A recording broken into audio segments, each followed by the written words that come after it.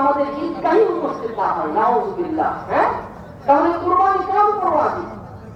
বলে কুরবানি ওয়াজিব হলো যে ব্যক্তি সাহেবে নিসাব, অর্থাৎ আজকে কুরবানির দিন, আগামীকাল এবং পরশু 10 জিলহজ, 11 জিলহজ, 12 জিলহজ, এই 3 দিনের মধ্যে যে ব্যক্তি বর্তমান বাজার হিসাবে 1,05,000 টাকা তার নগদ ক্যাশ আছে, অথবা কোন ব্যক্তির কাছে 1,05,000 টাকা সমমূল্যের অতিরিক্ত সম্পদ আছে, তাহলে ওই ব্যক্তির উপর কুরবানি করা ওয়াজিব।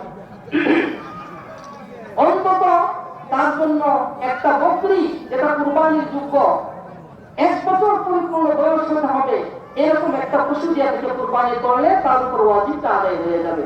আর যদি সে কুরবানি না করে, তাহলে তাকে কুরবানির পরে একটা বকরি যেটা কুরবানির উপযুক্ত, তার মূল্য গরিব মিসকিনদেরকে সদকা করে দিতে হবে।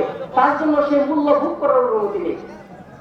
তো বর্তমান সময়ের মধ্যে এই যে কুরবানির যাদের উপর ওয়াজিব, পিছনে আওয়াজ হচ্ছে, আমরা আওয়াজ না করি, 2-4টা কথা শোনার চেষ্টা করি, ইনশাআল্লাহ ফায়দা হবে। কুরবানি যাদের উপর ওয়াজিব, আমরা অবশ্যই কুরবানি করব, তাকে আমরা কুরবানির ক্ষেত্রে অবশ্যই ইখলাস এর নিয়ত করব।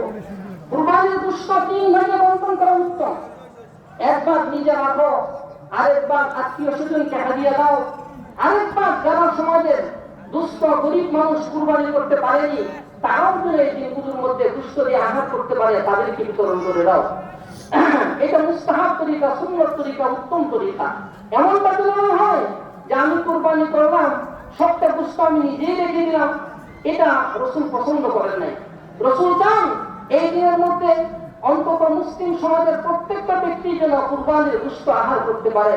এই জন্য আমরা যারা কুরবানি করব, উত্তম হলো আমরা কুরবানির গোশতকে 3 ভাগ করে 1 ভাগ নিজে রাখি, 1 ভাগ আত্মীয় স্বজনকে দিয়ে দেই, আরেক ভাগ আমরা যারা কুরবানি করতে পারে না, অভাবী মিসকিন মানুষ, দরিদ্র মানুষ, তাদের হাতে হাতে পৌঁছে দেবো ইনশাআল্লাহ। আরেকটা বিষয় হলো কুরবানির চামড়া।